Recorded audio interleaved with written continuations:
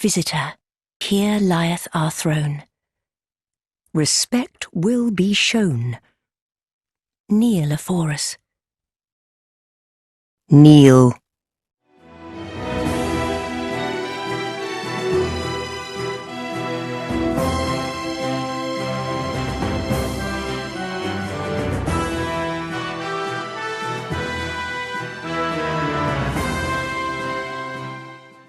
Wizards of the Coast are cowards.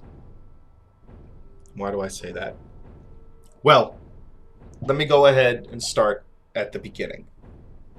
A couple of weeks ago, Wizards of the Coast announced that there were certain Magic the Gathering cards, legacy Magic the Gathering cards, mind you, very old cards. We're talking 20 to 25 years old, from the earliest years of the game,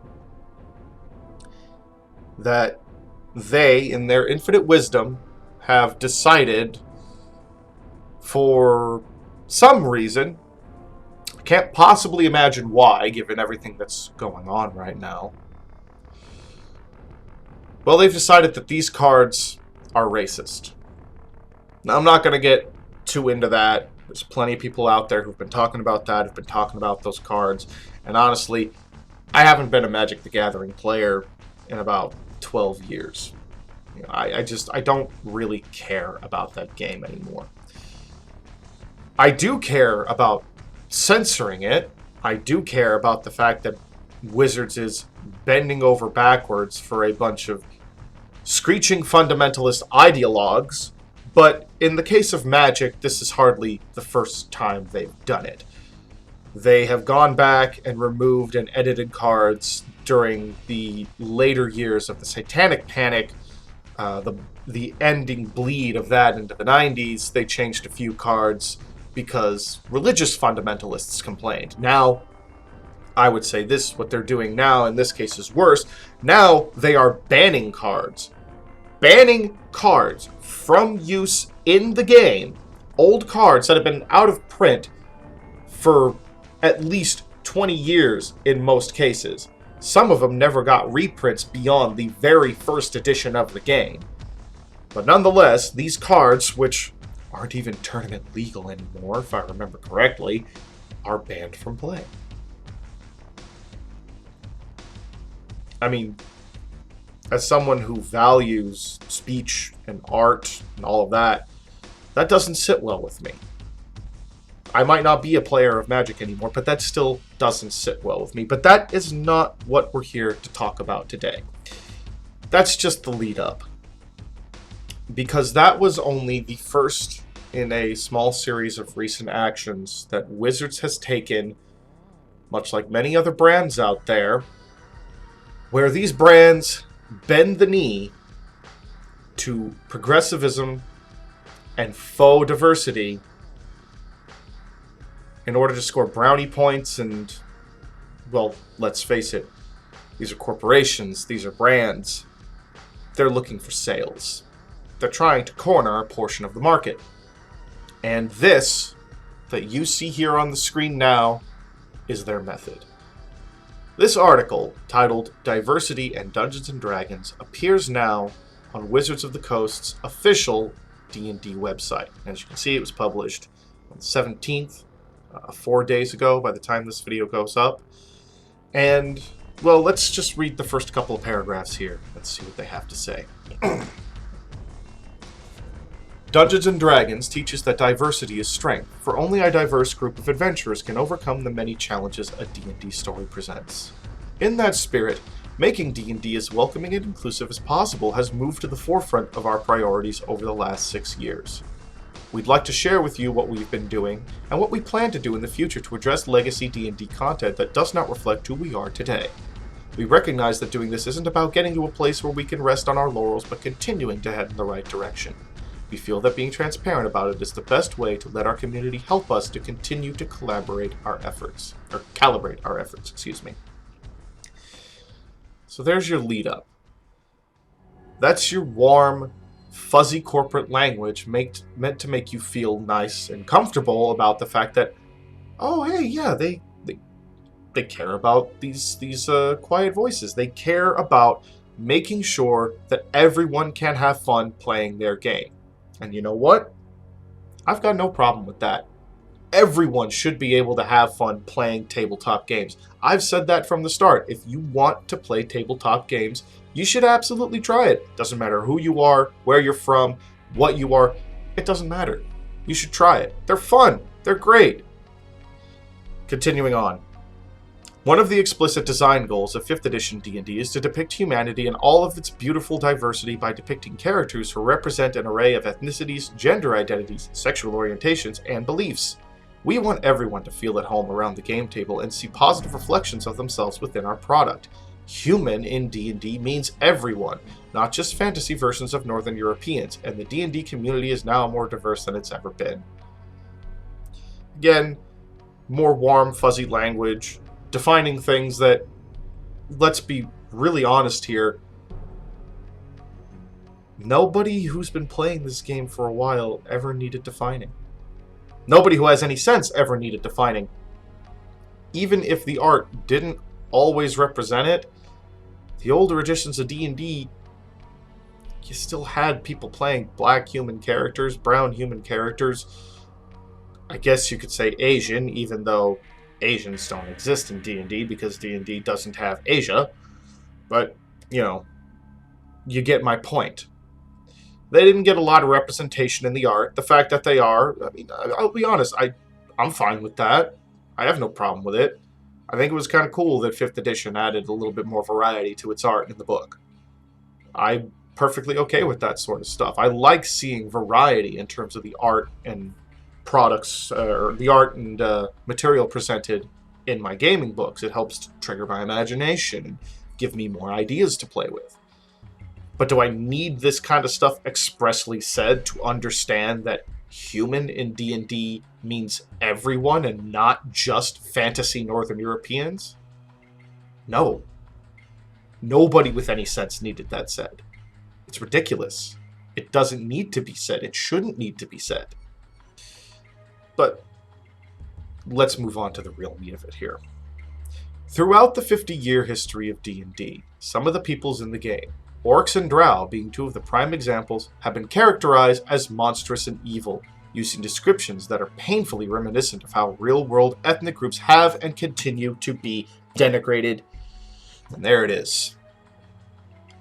Just like that tweet, those tweets I called out the last time, there it is.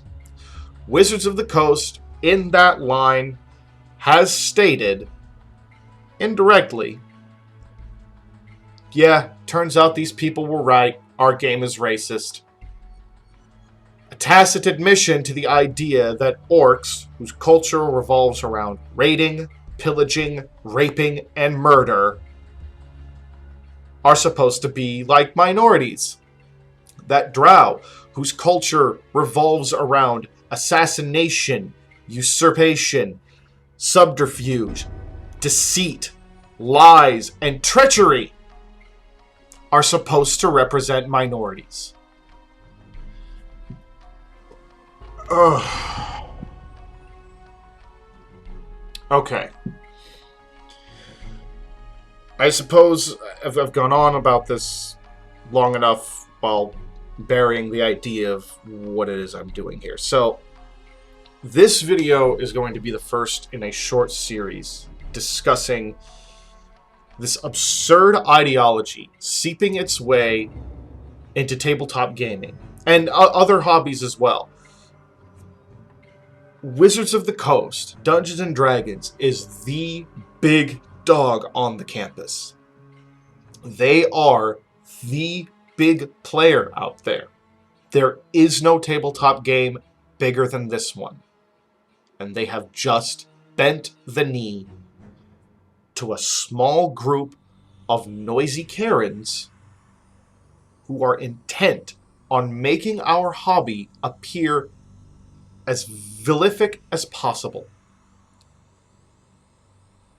Why are they doing this? I will tell you why. Control. This has nothing to do with race. These people do not care about race. They do not care about race relations. They do not genuinely have concern for these things. Because if they did, when it was pointed out to them that the comparisons they were making a few weeks ago to orcs being like minorities, to drow being like minorities, when these comparisons were made and it was pointed out to them that that equated to them tacitly saying minority people do these things, they would have realized, oh shit, yeah, that does sound kind of racist. But they didn't. Or if they did, they certainly didn't care enough to think about it. They didn't care enough to talk about it, because they're not interested in that. Game books, tabletop gaming books, are not fonts of lore. There's a little bit of that sprinkled in there. There's a little bit of that sprinkled in amongst the mechanics to add that flavor and help spark your imagination. But by and large, the lore of these worlds, the lore of these settings, is handled in the novelizations that come alongside these things. Orcs, drow, I shouldn't have to say this, and I know for most of you, I don't have to say this, but I'm going to say it anyway. They aren't real, nor are they human. They are not meant to represent real people. They are not meant to represent real-world cultures. They are mythological archetypes. They are villains. That is what their original purpose in the game was, to be archetypical villains. In the 90s and the early 2000s, there was a shift in the way of thinking surrounding certain monstrous creatures. Orcs and drow being the two biggest ones. Part of that was due to R.A. Salvatore's Drizzt Do'Urden books. I mean, who out there that plays D&D has not heard of Drizzt? The heroic drow, one of the single most famous, if not the single most famous Forgotten Realms characters ever written. There's a lot of feelings about Drizzt. A lot of people who like him, a lot of people who hate him. I tend to fall closer to the not really liking him camp. I think he's kind of ridiculous. But the fact is, he stands as an example of a heroic drow. Many, many hundreds, probably even thousands of players out there have played examples of heroic drow. Just the same as they have done for heroic orcs. In fact, heroic orcs are such a ubiquitous thing that we have entire other versions of orcs in other universes, in other games, in other continuities that are heroic. I talked about them in a video a few months back. I'll link it in the description down below, my bestiary video on orcs. You can find heroic orcs in Warcraft. You can find them in Skyrim and the Elder Scrolls. You can find them in D&D too, and in Pathfinder, when the players make them. I've made them. My friends have made them. Hundreds, thousands of people have made the heroic orc character. We don't need it expressly said to us that, it is possible for orcs to think differently from the rest of their people. It's possible for a drow to think differently from the rest of their people. We don't need this shit laid out for us like a bunch of children. And I don't really think you believe this. I know what this is. This is corporate pandering. This is you trying to avoid a noisy mob that you have stupidly tricked yourself into thinking is your primary audience. But nevertheless, I know that you don't really believe that orcs, drow, etc. are like real-world minorities. Anyone with sense knows this. But you bent the knee anyway. And why?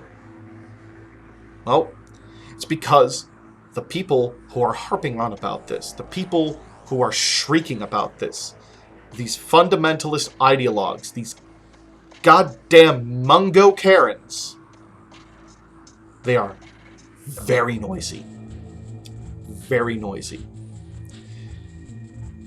And because many of us are not, many of those of us who do not agree with this, many of those of us who do not like this, won't say anything outside of the comment section echo chambers that we hang out in. We won't say anything except to one another about, I don't like this, I think this is stupid, I wish they wouldn't do this. But we won't actually go out and call it out publicly. That's why this happens. So, I'm going to touch a little bit on what it is that they are doing to supposedly improve this situation. And then we're going to call this video quits. And, yeah. So, what are they doing to improve this supposed situation? Well, first, they're presenting orcs and drow in a new light in two of their most recent books, Eberron, Rising from the Last War, and Explorer's Guide to Wildemount. In those books, orcs and drow are just as morally and culturally complex as other people. They already had the potential to be.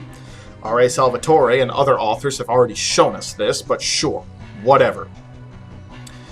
We will continue that approach in future books, portraying all the peoples of D&D in relatable ways and making it clear that they are as free as humans to decide who they are and what they do. Yes, they are as free as humans. Do you know why? It's because the people playing the game are humans making the decisions for these characters. Beyond that, they're not free as humans because they're not real. They don't exist. Stop treating them like they're real people. Stop treating them like they actually represent real-world minorities. They don't. To claim they are is vehemently racist in itself. These are supposed to be mythological creatures. Their nature is baked into them in their origin myths. I discussed that with the orcs video. Watch my bestiary. I discuss precisely why the orcs are the way they are. It has everything to do with their origin myth. In the future, I will be discussing the same about the drow because, oh boy, this really makes me want to preserve how drow used to be. Because let me tell you, drow were damn interesting. Yes, they are edgy. Yes, they're overplayed. But there's a fucking reason for it. It's because they're interesting. They're fun. It's fun to be the bad guy sometimes. It's okay to have bad guys. Now, I could go on about all of these, but I'm going to pick two more. I'm going to skip ahead a little bit, actually, to this one here about the Curse of Strahd. Curse of Strahd included the people known as the Vistani, featured the Vistani heroine Esmeralda. Regrettably, their depictions echo some stereotypes associated with the Romani people in the real world. To rectify that, we've not only made changes to Curse of Strahd, but in two upcoming books we will also show, working with a Romani consultant, the Vistani in a way that doesn't rely on reductive tropes. Now, my feelings on this particular decision are a little bit mixed. On the one hand, I don't think it's necessary to really have to go back and reprint Curse of Strahd, especially when you are updating this group of people for two new books that you have coming out in the future. However, this stands as an exception to my general rule here. The Vistani are humans who are meant to be like the real world Romani people. They are meant to be a reflection of that. That is their intended goal. That is what they drew from specifically for this group of humans. This is a case of them doing something like this correctly. They went a little too trope heavy with it. They personally felt we went a little too trope heavy with that. It got a little people mad. In my opinion, you know what? If it makes people mad, fair enough. Players, GMs, we have our own agency. If we want to change those things a bit, we're free to do so. You don't have to follow the books, like to the letter. It's one of the cardinal rules of being a good GM is learning how not to follow everything to the exact letter. But nevertheless, this is the one thing here that I can actually kind of get behind. Because you've got a situation where you have the Vistani, a fictional people based on the real-world Romani, and in order to get it more accurate, they decided to go to an actual Romani consultant. Somebody who actually knows those people. Now, I have to say, presumably. They don't say who the person is. They don't say what their qualifications are. For all we know, it could just be some fucking random scholar who really doesn't have the best qualifications or happens to be as ideologically driven as the rest of these people, but whatever. However, this here, I have a bit of a problem with. When every D&D book is reprinted, we have an opportunity to correct errors that we or the broader D&D community discover in that book. Each year, we use those opportunities to fix a variety of things, including errors in judgment. In recent reprintings of Tomb of Annihilation and Curse of Strahd, for example, we changed text that was racially insensitive. What was that text? What was that text? Why aren't you show it to us? Why don't you let us be the deciders of that? Why don't you let your wider audience actually decide whether or not that was a problem? Whatever. These reprints have already been printed and will be available in the months ahead. We will continue this process, reviewing each book as it comes up for a reprint and fixing such errors where they are present. So they're going back and they're changing their books that have already been released. I take issue with that. Not because they want to change things to make it more inclusive. Personally, I don't think there's much necessity for that. D&D, as I've said, tabletop gaming, as I've said many times, as I've shown many times, is already wildly inclusive. It is a global phenomenon. People of all different cultures, ethnicities, races, sexualities, religions, people from all across the world enjoy this hobby. And the overwhelming majority of them have taken no issue with these sort of things. But to go back and change the content of your books based on a small handful of very angry shriekers, I take great issue with that. I take great issue with that. Because where does it stop? You have handed over control to the people who are screaming the loudest, instead of actually looking to your public and seeing if this is what they really want. You didn't go to your core fan base, you went to the people who were yelling. And I'm going to say it here and now, that's not entirely the fault of Wizards of the Coast. It's not. The core fan base holds a lot of blame for this, but I'll be getting into that in a future video. Now, the next point right here. Later this year, we will release a product, not yet announced, that offers a way for a player to customize their character's origin, including the option to change the ability score increases that come from being an elf, dwarf, or one of many D&D's many other playable folk. This option emphasizes that each person in the game is an individual with capabilities all their own. Yes, all well and good, all very nice. The problem is, you have just homogenized the entire identity of those other races. Part of what made those races unique and interesting was the fact that they did have certain set ability score bonuses that were based very largely on their genetics and oftentimes on a past related to what is usually their magical origins. Now, as I've mentioned, the D&D rule books, they're not fonts of lore. There's not a whole lot of information on that. Most of the lore comes from novels outside of that. But the thing is, those ability scores, those set scores, that's a very key part of what makes each of those individual races unique. It's a very key part of what differentiates them from one another, beyond just writing it down on your sheet. It imparts to you specific, special benefits based on the physical traits of that race.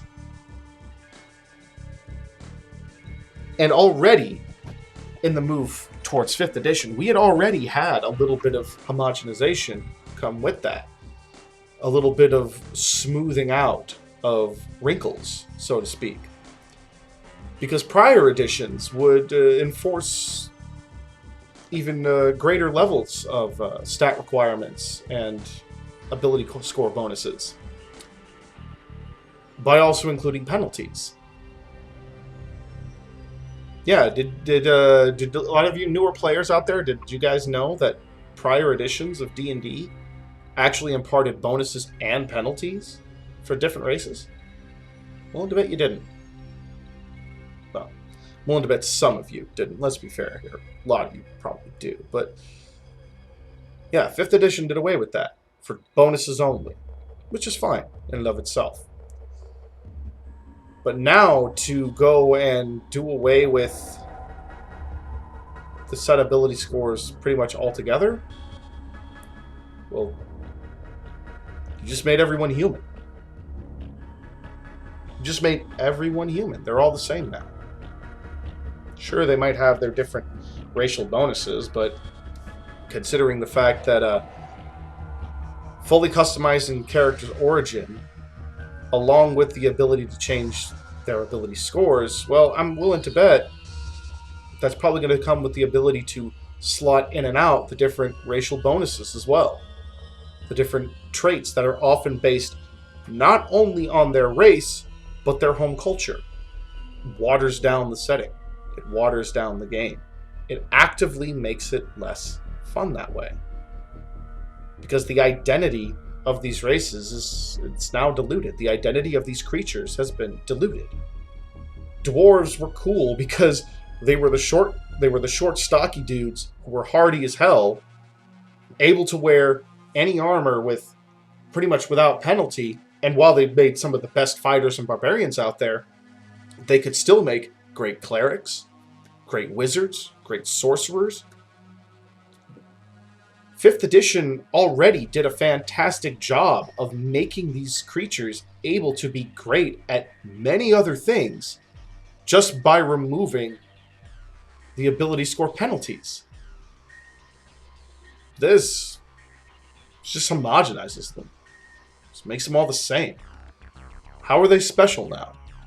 How are they going to be unique? Just because we have the name elf, dwarf, halfling written down on the character sheet? It doesn't come with any notable functional difference at all.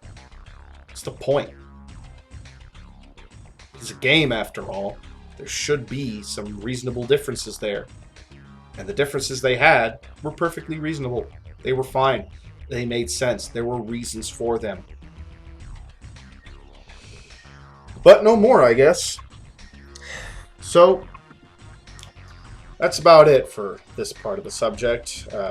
So what are we going to be doing going forward with this? Well, this video, as I'm sure you gathered, is really just to focus on what exactly is going on, and in small part, why.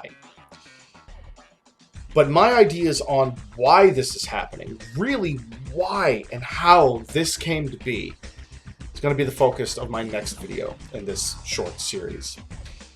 And finally, we'll finish off that short series with a video discussing what it is we need to do, those of us who are not happy with this, what it is we need to do to take control of our hobby back. Because the simple fact of the matter is, the people who have pushed for this are not the core fan base. They are not the ones who have been playing these games for years. They are not the ones who really deeply love this stuff. I'm sure there are plenty of people out there. In fact, I know there are plenty of people out there who deeply love these games that are perfectly fine with these changes. And you know what? That's fine. More power to you. If you're okay with it, be okay with it. I, for one, I don't think this is necessary at all.